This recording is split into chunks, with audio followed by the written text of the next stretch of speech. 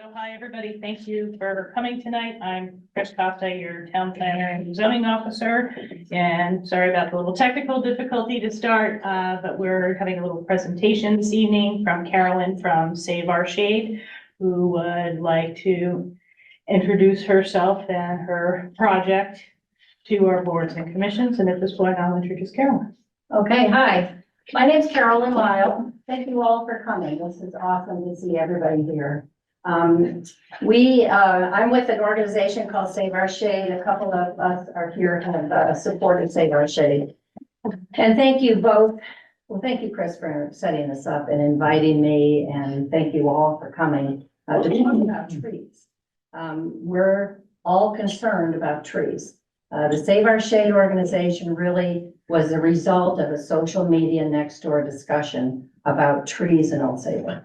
Stories of clear cutting trees, stories of Eversource, bless their heart, cutting trees, stories of trees not being maintained. So several of us got together and came up with a plan to build our shade. Now, it wasn't original to us because a lot of the shade the building the shade that we talked about came from Madison, organization called Madison Mad for Trees. So Sharon and I met with them, and a lot of what you see here is plagiarized. But they did a good job, and that's what we want to do too. All right, so I'll go through the presentation, and I'm also gearing this presentation to talk to the commissions. Now, I would like to know your names that's here from the commissions. I'll start, Mike Bender, I'm on the planning commission. Okay, I'm on the zoning, Mike Kelly and all things. okay, Jerry Lewis zoning. okay. I'm not on a commission. Okay. Okay, great. All right, well, thank you for coming. So, That's just me. I'm trying to, okay, I was trying to show, we have people online. I was trying to get Oh, that wonderful. view up so that they could introduce themselves. that'd be great. Yeah, I'd like to know who's online. That'd be wonderful. So, Oh, boy. yeah, we have quite a few. We have 14 folks online. Good, awesome. Would everybody online like to introduce themselves? Raise your hand.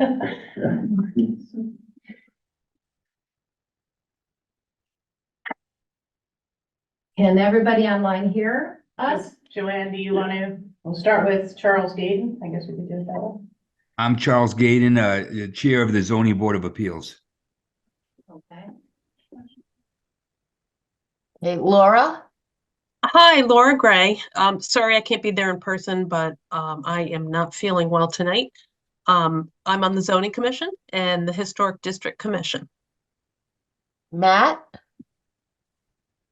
Hi, good evening. Matt Puglisi on the Board of Selectmen. Barbara? Barbara Harms?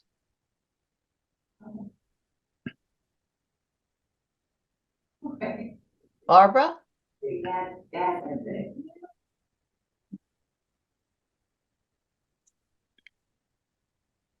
So Barbara's on our Historic District Commission. Is that, I'm not sure why we can't hear her. Host number Brenda Dyson is on the Zoning Commission. I'm not sure who iPad Pro is. Later, we want to thank you for helping him. Oh, no problem. I took care of it. Kevin Danby is on the Zoning Board of Appeals. Megan Dupless is on our Planning Commission, but she also works for River Cog, our regional planning agency. And Kathy Connolly is a resident who has been very involved for many years on tree committees and other tree efforts, I guess I could say. So I think that pretty much summarizes everyone that I know. I'm here too, Aaron. Aaron.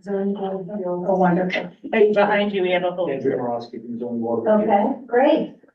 Perfect. Dennis from Planning Commission. Okay, great. And thank you all for being here. Does everybody know Chris? Everybody, do we all know? I'm Chris Costa, the town planner and zoning officer. So nice to meet everybody, but I don't. Okay, well, again, thank you. So SOS Trees is Save Our Shade.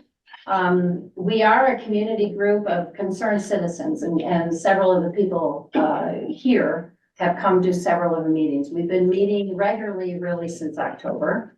We have a vision for a community with a really strong and healthy tree canopy, and I'll go over why that's really important. We are not a 501c3. However, we are under the umbrella of the Community Foundation of Middlesex County. So we can raise funds and get their advice as an organization. So we are covered by 501c3 umbrella. Our short-term goal is to increase the tree canopy in Old Saybrook. We want to hold a Arbor Day, really, April 27th, free tree giveaway. The goal is to give free trees away. And I have several flyers that anybody here can take one because this will explain what we do and how you can help us and donate. We would like to have a long-term goal of being, Old Saybrook being a U.S. Arbor Day Foundation tree city.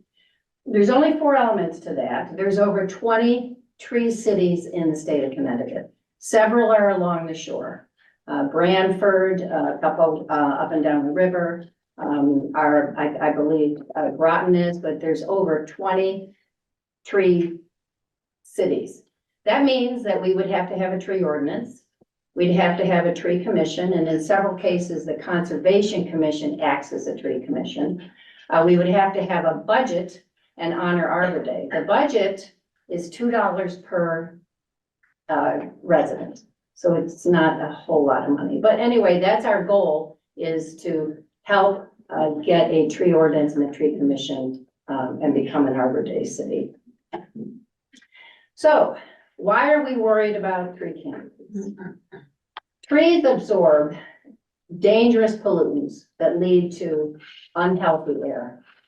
We're looking at absorbing nitrogen dioxide, ozone, carbon dioxide, particulates, and sulfur dioxide, all of which lead to respiratory, internal issues with eyes, respiratory, the whole ear, nose, and throat, problems such as asthma, and vulnerabilities to other viruses. So trees absorb all that, and not only that, they give us oxygen. They also help combat rainfall impact. When it rains, trees will soak up the rain. This is logical. Stormwater runoff. They help with stormwater runoff. They help with heat extremes by shading, and they also buffer noise. They're also critical to biodiversity. The pollinator pathways, where we can pollinate trees and flowers and help the wildlife and the diversity and the birds in our town. They recycle nutrients. A lot of what comes off the branch and off the bark and off the seeds, trees plant more trees. And they also give nutrients to the ground. And they're aesthetic, and they have an aesthetic and cultural value. We have a lot of historic trees in Old Saybrook, a lot of very important activities, markers of our town were around trees. They're also vital for an infrastructure stability. People like to go to parks where there are trees. You meet your neighbors, you meet other people. They're also a safe environment because of the calming effect. There's a psychological effect and economic. Research shows that people will be more liable to shop on tree-lined streets. We have sidewalks going up and down Route 1. It'd be great to put trees on that sidewalk and give our business partners business. And people want to buy houses that are appearance with trees. They're also good for climate change resiliency and sustainability. So there's many, many benefits, which is why we want to have a strong and healthy tree canopy. So the data about Old Saybrook, and I have examples of the data with me. And this comes from the iTree tool from the United States Department of Ag. from 2021 data, 47.89% of the land in our town is covered by tree layers. And a tree layer, or a tree canopy, is the layers of leaves, branches, and stems been viewed from above. That's our tree canopy. It does not, it's what covers land. We're not talking about the water, we're not talking about the marshes, we're not talking about water areas, which trees don't grow in the middle of the North Cove or South Cove. And then, according to the American Forest Tree Equity data from 2022, 8 of our census block groups have low canopy, which means they are high to moderate priority for planting trees. I have that data also in terms of what census block have low canopies, and we're talking low anywhere from 13 to 18%. There are some of our census blocks that have a lot more canopy. So the overall average gets to 47.89, but there are census blocks. I live in Cornfield Point. There are streets in Cornfield Point. There are no trees. We are also the lowest tree canopy among our shoreline neighbors. You can see that everybody has a larger tree canopy than we do. And on a graph, that's what that looks like. Also, in Middlesex County, we're the second lowest tree canopy in Middlesex County. According to the iTool, our tree canopy, now granted, this was in 2021. We've lost trees since 2021. And since 2021, even if we planted trees in 2021, they're not big enough to show a canopy. So that puts focus on mature, healthy trees that contribute to our canopy. So chances are we have a lot less acreage with tree canopy. So according to the iTree tool, we have 7,892 plantable acres. And again, I have this information. So talking to the commissions, talking to all the residents, we would like to partner with you and help you do the building of the tree canopy as well. So the Natural Resources Plan of Old Saybrook, Plan of Conservation Development, I have a copy of it here. Under Policy 3, it says, protect Old Saybrook critical natural resources, such as require low-impact development approaches to all new construction. And that's low impact to our natural resources. Our trees are natural resources. Increase resources to the tree warden and property owners to focus on tree stewardship. So our language is there, our intent is there. So the ask is, how can we put action and legs to these words? The other thing is you control or enforce, and thank you for your time, on the zoning regulations pertaining to landscaping and the planting of trees. So I've been here at some meetings where there has been unauthorized cutting of trees, where violations or permits were discussed. And so I wrote a letter to everybody on the commissions as well as to our selectmen that we need to have some kind of punishment, some kind of disincentive for violating and apologizing after the fact. So we can do money reparation for the planting of trees. We could require a report of internal process corrections. In my pre-retired life, I was in the enforcement business for non-discrimination. Oftentimes we wrote requirements of the offenders. Tell us what went wrong, tell us what you're going to correct.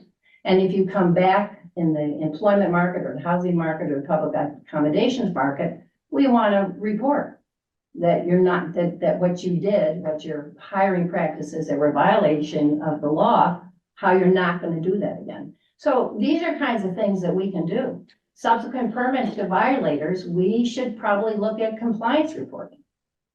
We also would like to help you educate residential developers and private owners to keep those mature, healthy trees, landscape with trees. These trees have provided canopy for years and years and years.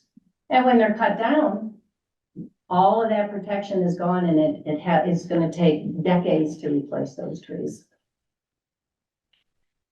So the land use department put some input, and I have a copy of their input, about the plan of conservation and development.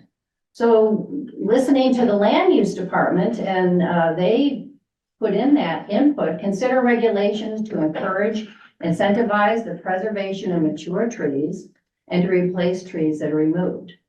The other thing is, let's develop a street planting and maintenance plan. So we're hoping that we can get a strategic plan that includes enforcement, includes disincentive, includes planting, and includes saving our mature trees.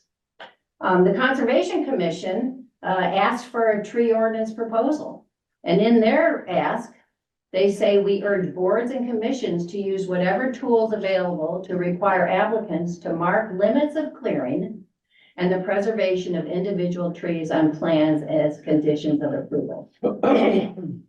There are some tree ordinances in towns in Connecticut where they require residential owners to seek a permit to cut down a tree that impacts public property, such as a tree that shades a public sidewalk, or a tree that gives shade to a public park. So there's examples of this. And our Conservation Commission recommended adopting a tree ordinance that would flag historical and significant sized trees for preservation and have that apply to commercial and residential properties. So these are the kinds of things we need to encourage. So, at the end of the day, we'd like to declare with you that Old Saybrook is a place where trees matter. We need to increase our canopy. We're losing it. So, and I really appreciate the time here. And any questions from anybody? Anybody here in the audience? Any questions? How tall does a tree have to be until its canopy quality? That's a great question. It's the spread of the branches is what it is. So you have shorter trees, and that's a great question because Eversource puts out a list of trees. I think on that list of trees, there's like 35 trees. And these are trees that are 25 feet, between 25 and 30 feet, that aren't going to interfere with utilities. So those trees that have the spread of branches from the above are going to cause shade. So it's not the height, it's how much their branches spread out. And the Madford trees, there are some shrubs, like in this picture here, you can see there are some shrubs that's cast out trees, depending on where the sun sets and where the sun rises. Is that shrub count as a tree? There are some shrubs that would count as shade bearing shrubs. Yeah, there are, yeah.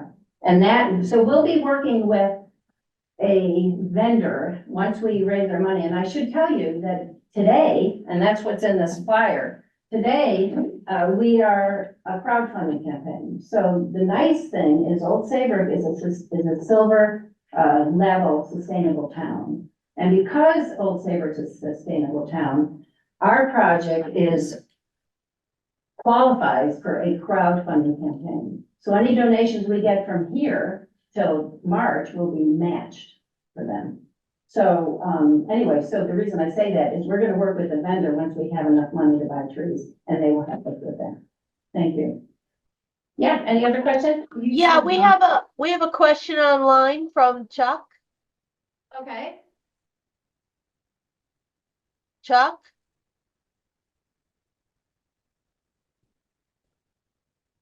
Can you hear me? Yes, we can. Yeah. My question is this, because it's a constant conflict with trying to satisfy Eversource with the utility wires and the canopies of trees. It's confusing to me and frustrating because when Eversource gets involved, they end up butchering the tree to satisfy the needs of Eversource. And in reality, the tree doesn't really look like a canopy tree anymore. It looks like half of a tree, but I know we're trying to be able to support the utilities, and I'm just confused as how we make that all work in certain areas, especially with the sustainability and the fact that we have these crazy weather events. So we don't want trees going down and taking out the utility wires, but in turn, we don't want to butcher these trees. That's a great question. So we met with Eversource and our tree warden. And we learned that Eversource uses a standard of how to cut a tree near a utility line. And that they train their labor to cut the tree. One of our questions was, is an arborist look over those plans? And the answer was, not all the time. We don't have enough arborists, and our tree warden is really spread thin. However, there are other standards for utilities that cut trees, and there are utilities that can pass the training and the standards put out by the Arbor Day Foundation. So there are utilities in Massachusetts that are recognized by the Arbor Day Foundation as kinder, gentler, more friendly to trees than what we have. So there are standards that utilities can apply that aren't gonna, tree's not gonna look like it's half a tree or a tree that has a big V in the middle of it. And the other thing is Eversource has a program where if a homeowner agrees to have a tree cut down, because here's the other thing, Eversource will want to cut down your tree. If you own the tree, you have a right, and we have members of our group, you have a right to talk to Eversource and say, wait a minute, what are you cutting? Where are you cutting? And oh, by the way, I want to cut it myself, or I want to get my own arborist to cut it, because I don't want that tree to be disfigured, and I want it to last. And you have a right to discuss that with Eversource. So that can improve. And then when Eversource does take a tree, if it's really imminent to fall down, they will replace the tree. And they will replace the tree with that list of 35 trees that will be in the place and will not disturb the utility line again. So there is room to work with Eversource. And our tree warden, one of the things we need to do is what the plan of development said, we need to increase the resources to our tree warden. If we increase those resources, then maybe we can have more fruitful cooperative discussions with Eversource. Does that answer your question? That was a good answer. I'm just concerned. We really need to educate the members of our community with what we can and can't do with Eversource, because it's kind of intimidating when Eversource knocks on your door and says they have to do some pruning of your tree. I have like a tree in my home that I should probably take it down because it doesn't look like much of a tree anymore, and it's embarrassing. But right. The fact that I had no idea that Eversource you could have it cut down and they could replace it with another tree and another. Now, does it have to go in the exact location? Can it go in another location? How does that system work, and how do we educate our community?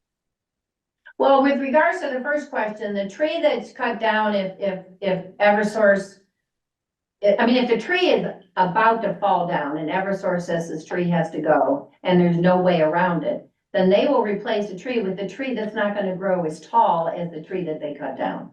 So yes, they can do it in the same place, but it's going to be one of those 25-foot low trees. In terms of education, we would like to help with that education. I mean, we should talk about that. We should collaborate on that. The funding that we are raising is funding for buying trees. So I can't raise money for an education program because we have a contract with the Foundation of Middlesex County to buy trees. So, but the town has resources. We're happy to educate. We're happy to do whatever we can, but education's a big part of this. Just back up a little bit. Sure. Going back to what he was saying, when they come in to trim the tree, could you tell them I want that tree taken down, or they have to determine the tree has to come down? I don't know Yeah, I don't know because they've done the exactly, same thing to me. They butchered the tree, right. but I the think tree they is still decide. alive. Well, I think they decide. It's their decision, right? That's what I thought. Okay. well, Chuck, you have something else to say? No, I appreciate, this has been very educational. And it's something that I really believe the residents, we don't have a handle on it because we just take it for granted that they need to do what they have to do. And we don't get much information, and we want to be good stewards of our community and not take out our electric grid. But in turn, we really enjoy the beauty of the canopy. And that's all I wanted to state. well, there are ways to work with Eversource. We have members that have worked with Eversource and have negotiated with Eversource about what's gonna happen to my tree, who's gonna cut my tree, and what the health of my tree is. So there are ways to do this.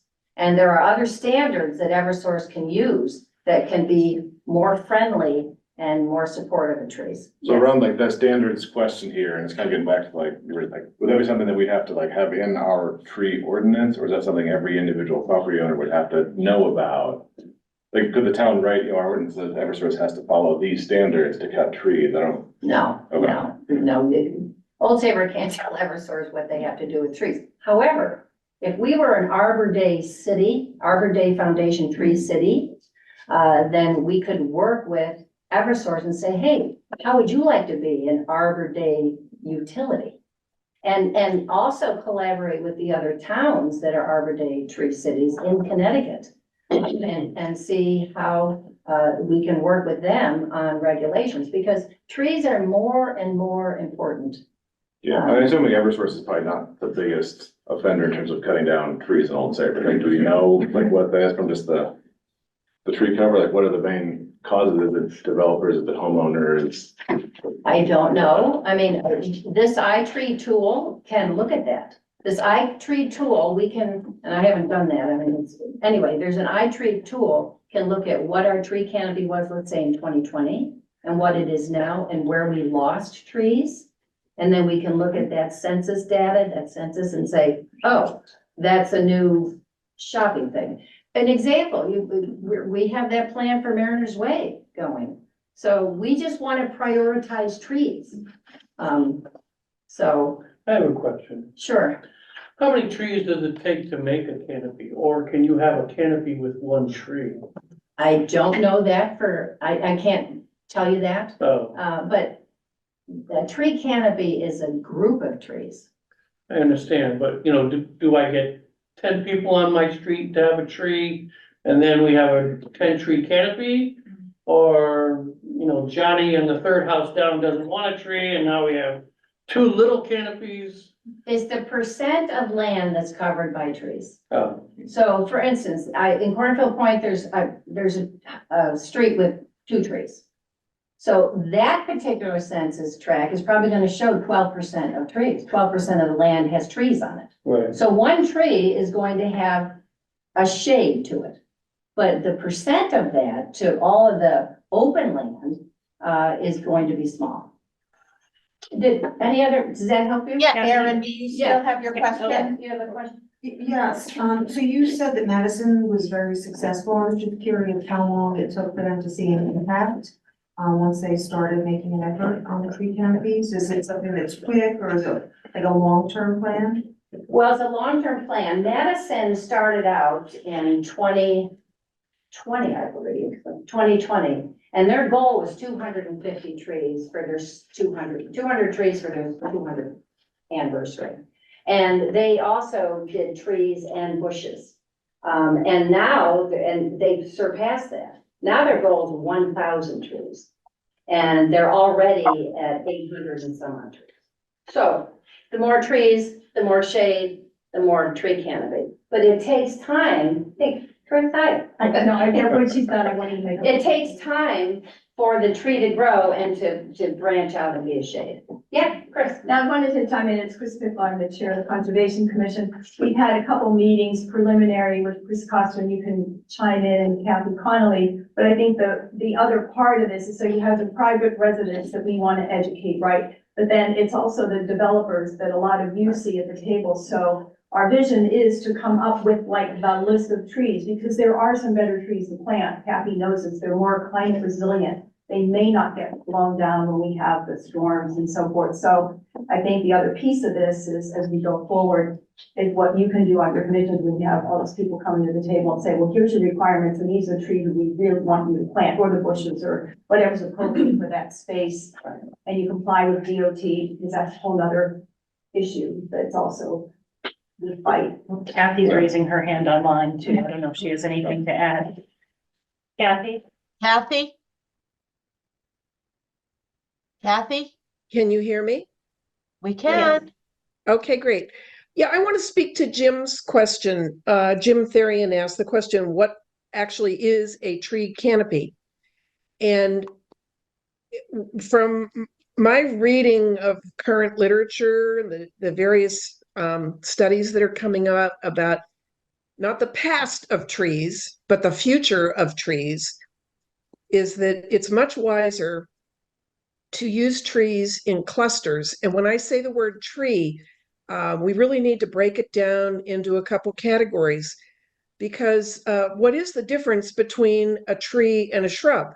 Well, it's really just a matter of degree.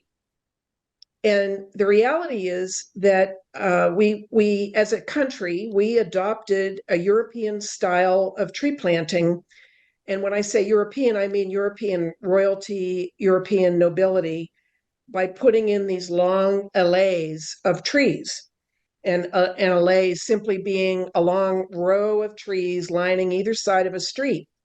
And that worked for 70 to 80 years. It started in the early 1800s when the chestnuts came down, and then the elms came down, and now many of the maples are coming down. It doesn't work in today's world, that idea of sticking a tree in every 40 feet and then letting the canopy grow together. It just isn't where this topic is headed. And Jim, to answer your question, what a lot of the current thinking is, and academic thinking, is that you're much better off with clusters. And those clusters combine taller trees with medium trees, understory trees, but also very much with shrubs, because the shrubs form a ground cover that eliminate the need, or the perceived need, for lawns. And lawns are a piece of the enemy here. So I would just like to say that I hope that as this moves forward, and I hope it does move forward, that there's a consideration of what the current research is showing us. And it really isn't about allays of trees lining. If you look at a picture of old Saybrook's main street in 1911, it was indeed lined by elm trees. But the road width was only perhaps 40 feet. And if you were to measure the road width today, it's closer to 110, 120 feet if you include the sidewalks. And so there's nowhere for rainfall to penetrate into the roots of larger trees. And so you need systems rather than individual trees standing like soldiers along a march. It just simply is a model that probably will not work into the future. So Jim, I would just like to suggest that it's clusters of trees, not individual trees, clusters of trees of different sizes with some shrubs to form areas that cover ground and protect each other's roots, which clusters of vegetation are very good at nourishing each other. And that's really an important thing to take forward as other plans evolve for vegetation in Old Saybrook. Thank you, Kathy. I have to imagine that within that structure of clusters, there's the landscaping capability for the landscapers in town to say, yes, you have a big tree, medium tree, and then shrub understory things. And I'm sure landscapers moving forward can make it look nice and not just some random stick it in the ground and there you go. Well, it's very true. I think it's a big opportunity. And it's one that a lot of people, I think, have a hard time envisioning because of where we've come from in the past. Right. But it is the wave of the future. I can say that in academia, that's where they're heading. When they look at climate-facing trees, they look at clusters, partly because they're more resilient to hurricanes and other major storm events.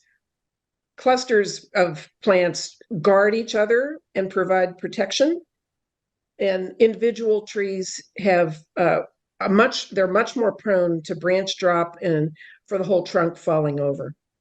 So it's just a consideration.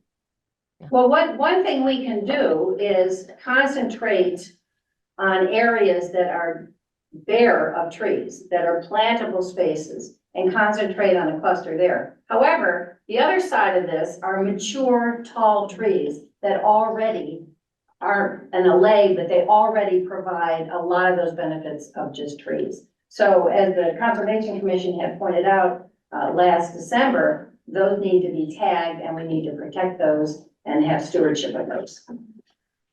Yes.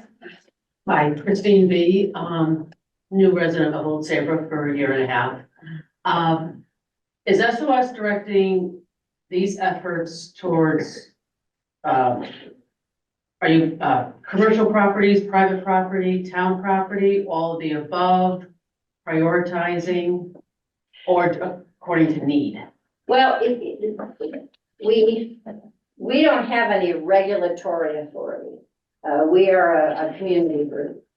We want to educate people to the importance of trees, and we want them to want trees.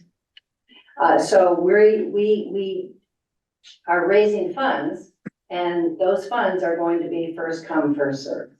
We will have a registration form, and again, this is from Matt for Trees, or the registration form.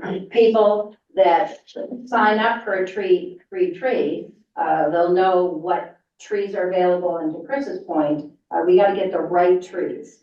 And we want to educate as to where is that tree going to be, and we need a commitment that you're going to take care of that tree.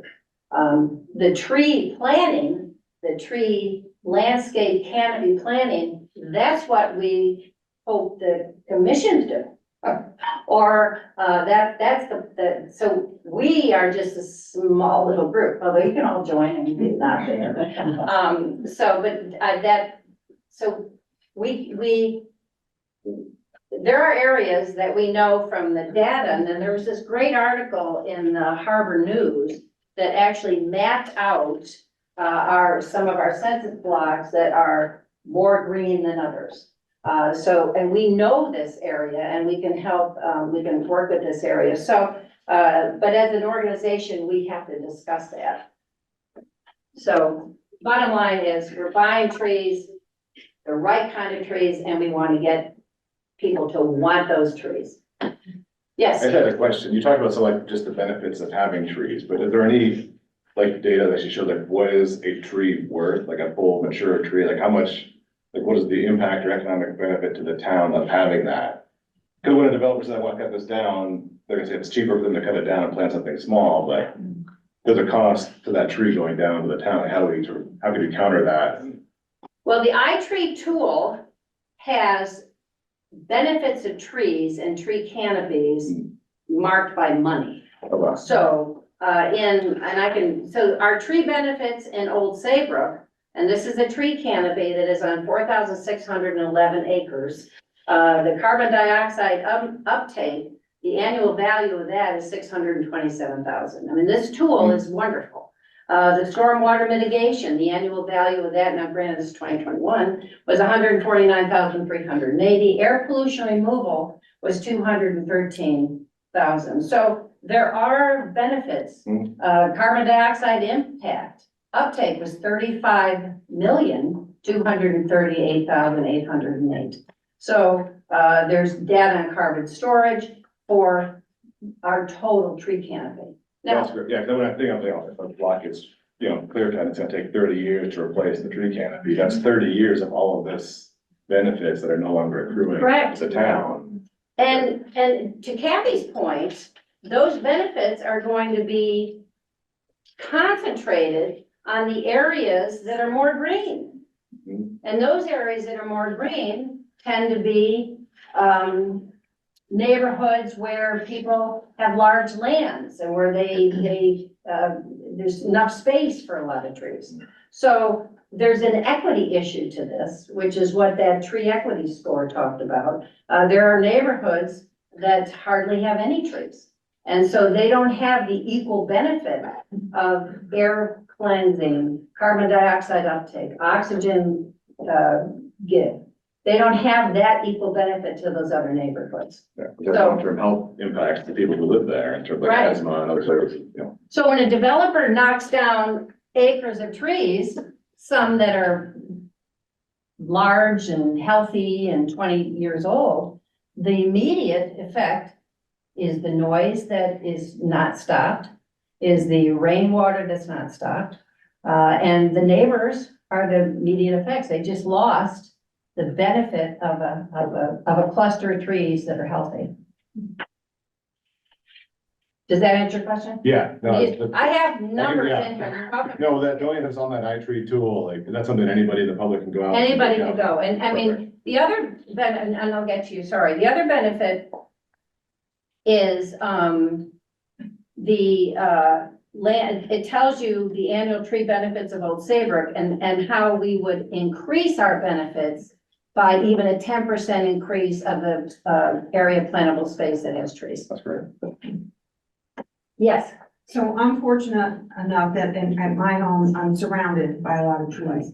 And with that also comes the worry of the tree falling on your house or falling on your car or limbs coming down. In heavily populated areas, are there different kinds of trees that offer the benefits that don't have heavy limbs that come down? Or is there a strategy to that you could still plant these trees, but it wouldn't have the impact of, like I said, a little bit of danger issues, or is that not factored in? no, there are trees that are more wind resistant than other trees. There are strategies to support an ailing tree. I moved here from Tacoma Park, Maryland, and by the way, their tree canopy is 100%. And their tree canopy is 100% because they have a tree ordinance and they have to permit, you own a home in Tacoma Park, you can't cut down a tree unless you have justification for it. It's about the cost or it's an unhealthy tree. And they will work with you on how to support that tree. There's trees on the town green that are supported with wires and support. So, and tree work here should be done by an arborist, and that's a part of the Connecticut regulations. But yeah, is there a way to save trees? Yeah. Is there a way to get trees that are more wind resistant? And that's what we have to look at. And that's what we're hoping to get an expert or at least somebody, our vendor that we could go to. Yeah. Yes. Question, when you're giving away the trees, hopefully, will you be matching where they're going on a personal property or on the property with the type of tree? Like, so you don't have people planting really tall, weak trees between houses that are really close together. For example, it looks great for the first 5 years, and then we have a problem that homeowners have to deal with in 15. That's the goal, to do that. We gotta figure out how to do that. I know what Madison does. They take a picture of the tree. They take a picture of where the tree is. They hand out information to the homeowner. They have to fill out their registration forms. So yes, we want serious tree people to take a tree. And by the way, these trees are not gonna be saplings. They're gonna be anywhere from maybe up to 5-gallon trees. They're gonna be big trees. Oh, wow. So we're not, and so the average, our budget is, we've budgeted the average cost of the tree is $61.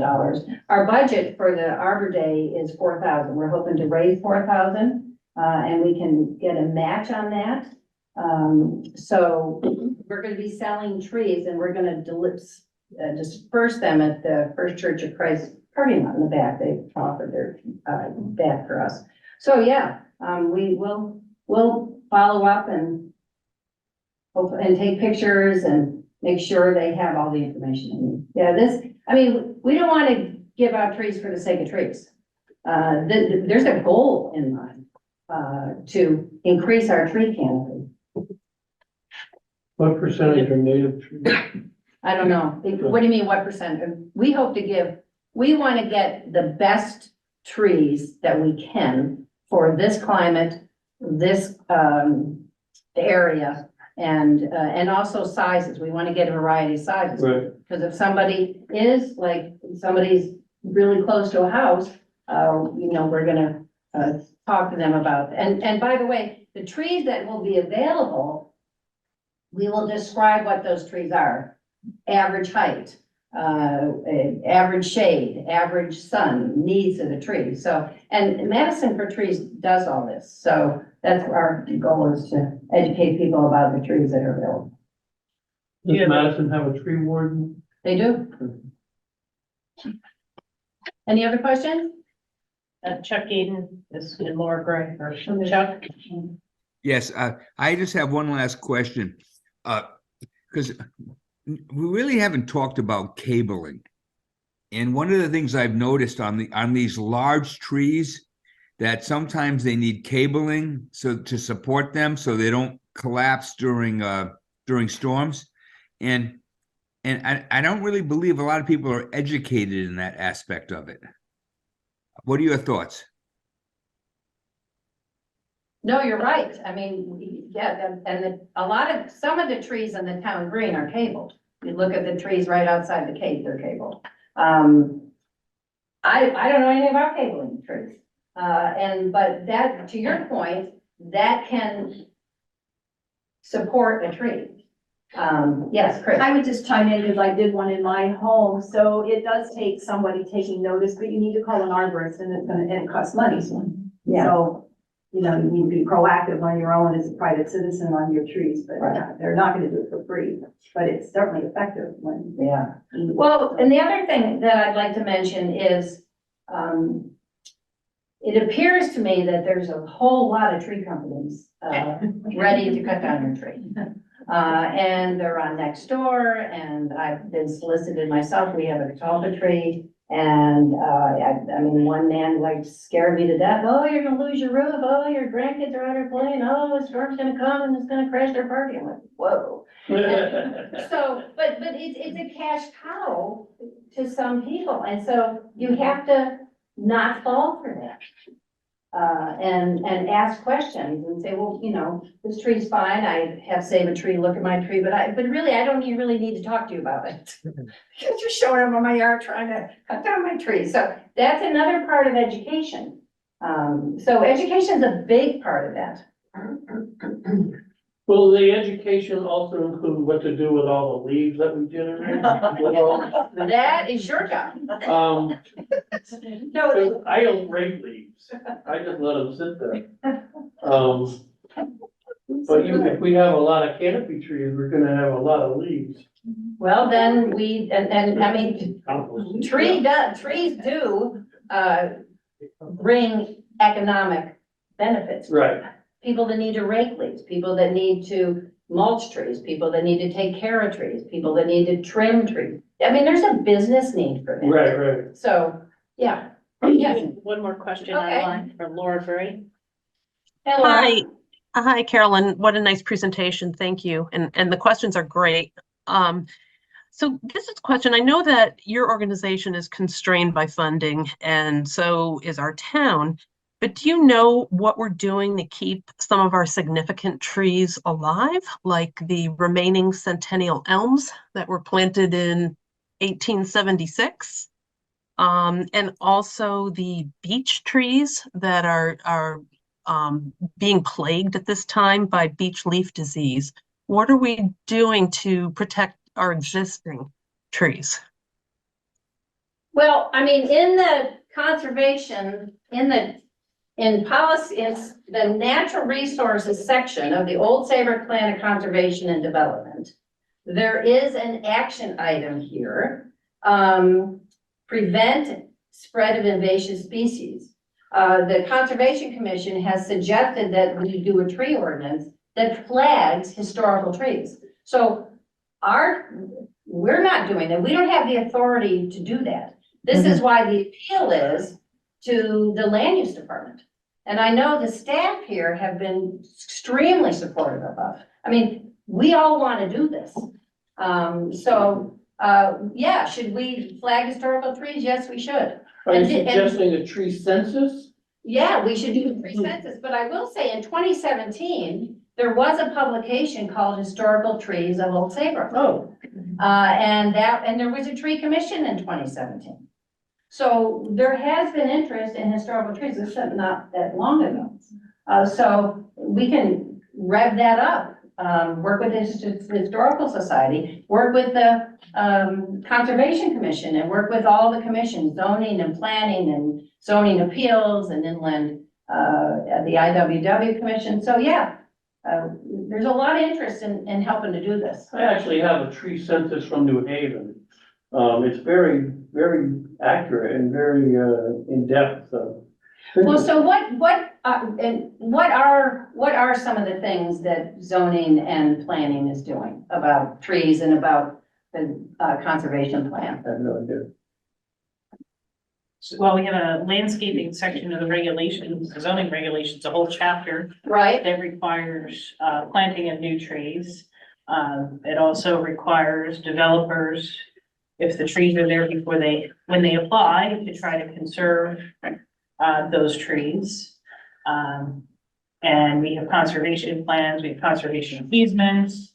The planning commission looks at, we haven't had a subdivision in a long time, but we take that into consideration, as well. So there are a number of different tools that we use. I think one of the things we've seen a lot of in the past 5 to 10 years, it's utility companies just coming through after Sandy. It's going through and just cutting everything down. We need power, it's dangerous. So, and DOT is not a fan of having trees in the right of way anymore, so they would prefer, they don't want the maintenance of it. So, there's a lot to trees.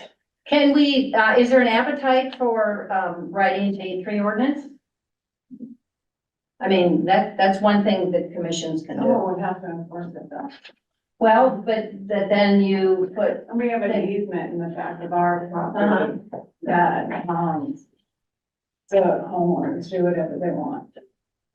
To cut down. well, And they're not supposed to. Well, for the ZBA, I can say that there's been a few cases where somebody was putting in a pool or they were moving a shed. And when, it is suggested to add a line of trees, the people that have come before our board are usually very agreeable about it. And that'll be written into, their proposal. So they are open to it. So it could be added in more, taking a look at all the proposals when people come before boards to suggest that. so does that help? I mean, have you reached out to the town? Yeah. Yeah, Yeah, I did say them sometimes. good. Well, I mean, But it really is up to, people just observing it and just calling the town and then, maybe they'll save it or maybe they won't. Understand we're moving forward on So, 70%. yeah, Yeah. but then, then you have to do that and your neighbors hate you because they want to cut those trees down. Well, only, for the view, no other one. well, So we do have 2 other questions, and I'm Okay. just looking at the time because we have other meetings starting at 7. okay. And we can start them a little late, but just so we kind of need to think about wrapping up a little here in the next 5 minutes. Are there more questions online? Laura? Laura, do you? We got a building on the. I'm all set. Okay, Kathy? Hi. Can you hear me? Yes. Okay, great. To answer the question about the elms, to my knowledge, the only 2 elms that are being treated for Dutch elm disease are the one on the town green and one on private property. There are 5 remaining elms from the 1876 planting of 56 elms, and 3 of them are on state roads. And one of the things that, one of the, let's say, subtleties of managing trees in Old Saybrook, aside from the Eversource action, is the fact that we don't actually own access to the roadsides. as far as I can tell, that are state roads. We have to get permission to do a lot of the things that need to be done along state roads. So that would include Route 154, which is Main Street and College Street. It includes Post Road, and other interesting places. So of the 5 remaining elms from 1876, and if you're not familiar with that, that was a centennial planting. It was done all over the United States. People were able to order elms from Washington, D.C. in celebration of the 100th anniversary of the signing of the Declaration. This Old Saybrook did it. We received 56 elms. A town committee went out and planted them. 5 of them still live, and one of them is right next to the fire station. The other one is on private property, and those are the only 2 I know of that are being treated at this time. If you really want to know about trees of significance in Old Saybrook, go to the Connecticut College Arboretum and look for trees, significant trees of Connecticut in the Connecticut College Arboretum. They track significant trees over the entire state. There are literally thousands of trees. And yes, Old Saybrook does have more than a few of them. So that's it. Thanks, Chris. Okay, I just want to wrap it up. So I want to tell you, we have a meeting on January 27th at the library. There's a lot of work to do. There are towns that have tree ordinances. There are towns right on our neighbors, our US Arbor Day tree cities. There is a way to work with Eversource. There is a way to work with developers. The town wants to keep trees. There's a way to do this. We're determined to do it because it's too critical to let this go by. So please come on the 27th. Please take a flyer. Thank you so much, Chris, and we'll be in touch with how we can help you help us. Can I just make one other comment in terms of resources? So the town is right now, we have just started the annual budgeting process, and I came up here because I was trying to figure out exactly, I don't have the number that we have for our arborist line right now, but I think you said it was $2 per $2 per taxpayer in terms of like a goal. A budget for the. I think that that's something that's achievable, not maybe in the next budget, but in terms of starting a conversation and having a goal over the next couple of budgets. And so if everybody that was here wrote an email to the Board of Selectmen or came and talked at one of the upcoming budget presentations, I think that is something that would be heard, because I know that I've asked about increasing our arborist line over the last couple of budget cycles, and Carl and I have talked about that both being for appropriate care or planting of trees as much as it is for taking down problem trees. So we've talked about that many times, so I think that there would be open ears from the Board of Selectmen. Okay. Okay. Perfect. All right. Thank you, everybody. Thank you for the Oh, well, thank presentation. you all.